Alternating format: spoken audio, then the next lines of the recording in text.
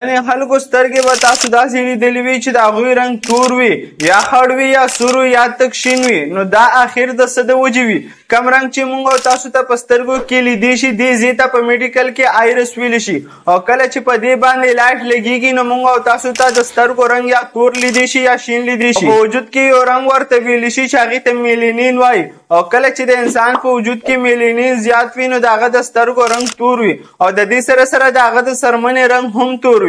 او ساینسدان دا وایي چې 10,000 کاله مخکې د انسان په جین کې تبدیلي راغلی ده.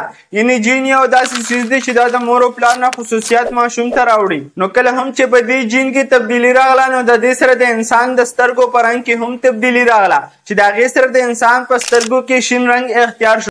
خلکو سترګې به تاسو داسې لیدلې وي چې د هغوی رنګ تور وي یا خړ وي یا سور وي یا تک شین وي. نو دا اخر د څه د وجې وي؟ کم رنګ چې موږ او تاسو ته په سترګو کې لیدی شي دې ځای ته په میډیکل کې آیرس ویلی شي. او کله چې په دې باندې لایټ لګیږي نو موږ او تاسو ته د سترګو رنګ یا تور لیدی شي یا شین لیدی شي. په وجود کې یو رنګ ورته ویلی شي چې هغې ته میلینین وایي. او کله چې د انسان په وجود کې میلینین زیات وي نو د هغه د سترګو رنګ تور وي او د دې سره سره د هغه د څرمنې رنګ هم تور وي. او ساینسدان دا وایي چې 10,000 کاله مخکې د انسان په جین کې تبدیلي راغلی ده.